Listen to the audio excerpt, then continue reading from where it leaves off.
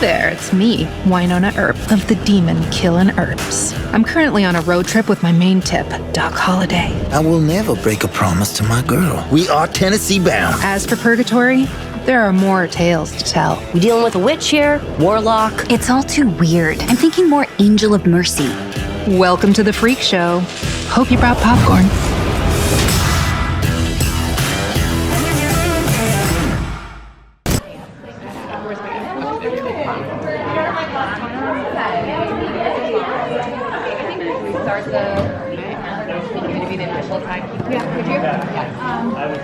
The geeky waffle. Big gold bell. Digital journal. Okay, guys, we're gonna start. We'll have 12 minutes at each table. Starting now. Alrighty. So, I guess to kick things off, can we talk a bit about getting to revisit your character in an entirely new medium now, in this audio drama? Well, first of all, it was really just fun because this was the first phone call I got after having said goodbye to the character. I know we have done Vengeance, the movie, but this was first, actually. So yeah, it was just great, and they said, how would you guys feel about doing the characters again? We're like, what are you talking about? And he's like, sign me up, it's going to be the best ever. So I was super happy just to know I get to go do that character again. Between us, never really said goodbye.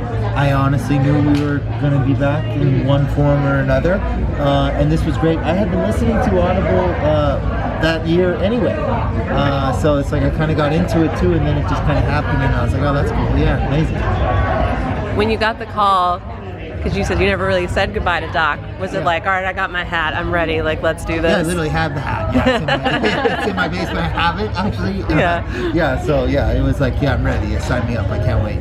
That's awesome. Yeah. So a lot of actors talk about like costumes and set design helping them like get into their characters, but you wouldn't necessarily have that in the recording studio. Mm-hmm. So did you like how did you adapt like how you were being Doc, like I had better than anything, better than any accessory or costume a person can ask for. I had Melanie Scrofano in the room with me. Oh, that's awesome. So you know what I mean. We just worked off each other like we were acting. Right. It was really great and special. It was a super fun. I was filming something during this, and I missed the big group day of everybody kind of together, and it was like a last minute. They made this work for me with something else I was working on, and they made everything happen, and so did Mel, and then we just had this incredible day we did it all in one day, and it was awesome. Oh wow! Yeah. Oh wow! So no mustache. No mustache. I did have some facial hair for the character I was playing at that time, so that helped a bit, but no mustache. But yeah, I did have some scruff.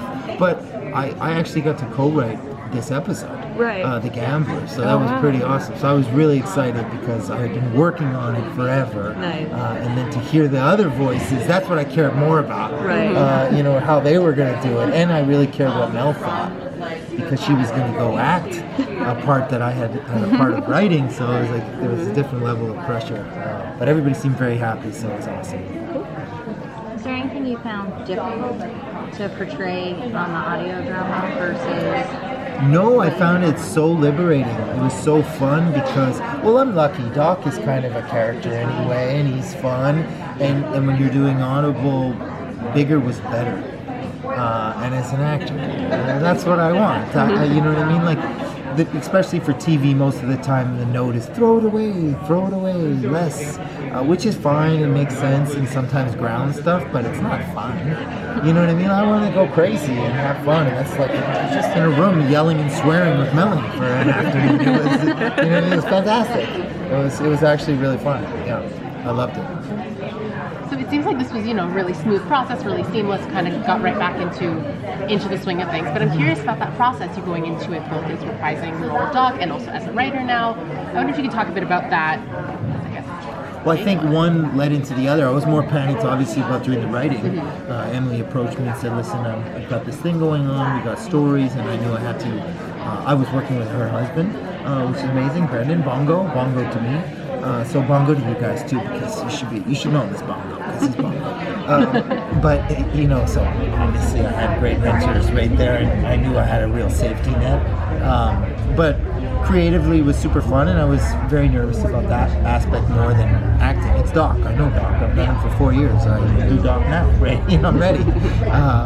So yeah, it was just that part, and then once the writing was done and everyone was happy with where it was, then I was just excited to try and see to get in there and do it. It ended up being really good. I guess I was lucky because one led to the other one, so it's kind of like yeah. So you said you got to work in the booth with her.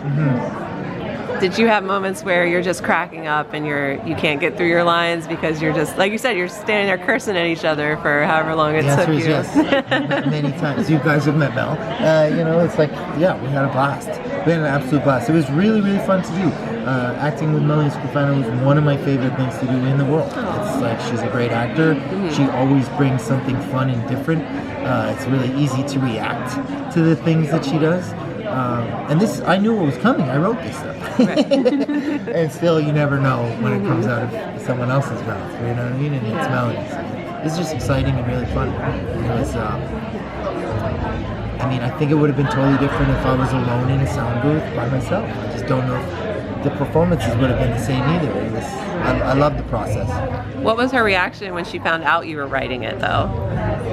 I think she was, Mel's always very supportive, so that was the first thing too. And also like, it's like super supportive with a bit of sass in the sense like, where do you find the time? You know what I mean? Like she's just like, what? And writing? Like, so she's just very supportive and awesome. And like I said, I was nervous for when she was going to read it, more than anybody. Yeah. But when I got the seal of approval there, I was like, okay, we're good. This will be good. That's awesome. So it's been about 8 years since Wynonna Earp started with the first episode. Yeah. So do you think there's still more stories to tell? Well, 100%. Where are you at the story right now? Did you watch Vengeance? I did. Well, I don't want to leave it there, do you? No, we don't. No, not at all. Well, I don't either. You know what I mean? Yeah, I'm ready to have this be my Golden Girls. I'll do this. I'll always come back.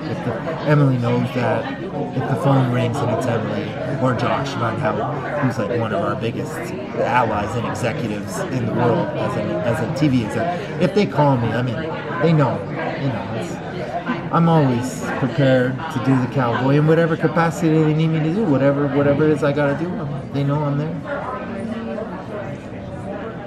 You don't have to go around. I just thought it was going that way, so I can't. Yeah, we're trying to Just not used to having terms.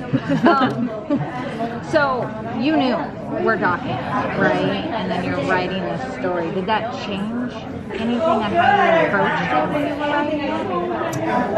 That's a great question. That's a really good question. Yes and no.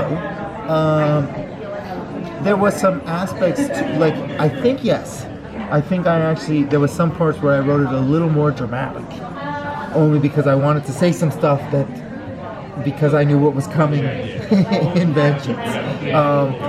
But that was brought down, which was the right move, because this was a totally different story, and that story needed to have its own life and its own thing. But yeah, I did bring some of it to it, but luckily I was surrounded by really strong writers and people who know how to tell stories. We're just going to take this back a little bit, but I leaned into some of the stuff with the two of them for sure. Maybe they made out a little more in my version too. Try and sneak in some more love, hugs, and kisses before riding off into the sunset.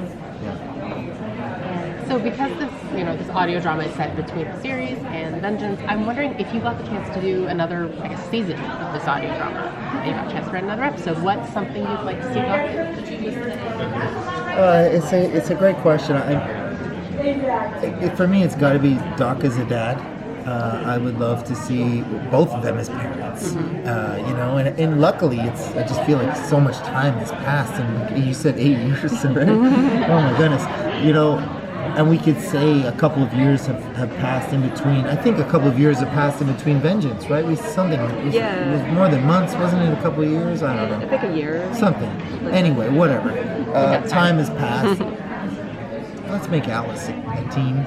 You know what I mean? Make them deal with a teenager. I want to see Doc and Wynonna deal with a rebellious offspring from those two. Like they deserve it. You know what I mean? It's like their own creation. Let them try and deal with it. They can handle the demons, but can they handle a preteen? That's what I want to say. And they'd be funny. I think it'd be great. As a parent of a preteen, I don't think they could handle a preteen. I think the demons are easier. Oh, really? Than dealing with a teenager. How old's the preteen?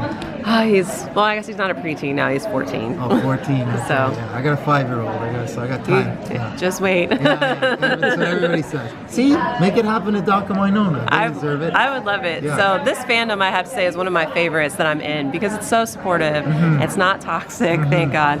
And like, what has been your most favorite fan interaction, or just in general, like reception from the fandom in this journey? I mean, it's so tough.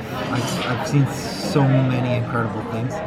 That's my favorite thing about this fandom is just the acceptance on all levels at all times, and it's like I feel people, you know, when I get to go to the cons and meet the fans, it's not only myself, but the fans we're all just trying to be our best versions of ourselves, and everybody's just supportive and great. But one of the very first ones I did was in London, and it was a young girl who had just come out to her father, and he came with her to the con to show he was ready to support and be there with her. And you know, like I've had so many of those stories just brought to me and seen stuff. And I've also seen people meet at a con, and then I'll meet those people a year later. They're now married. Oh. You know what I mean? Like, there's so many wonderful things that I've seen. There's so many. These fans are incredible. I know most of them by name or face. Because they become kind of like a family at this point, honestly. Yeah, it's just incredible people. So Doc has fought all sorts of demons and like Purgatory legends over the time. If he could fight any movie or fairy tale monster, who would you want to go up against? The Swamp Thing. Alan Moore's Swamp Thing. Only because I think it'd be super cool to get him, somewhere down in the Everglades fighting crocodiles and just, you know what I mean? They got sidetracked, and I always loved the Swamp Thing, and no one's really done too much with the Swamp Thing. Yeah, that's true. Yeah, so I'd like some sort of Swamp Thing. No Earper will forgive us if we don't ask this one question.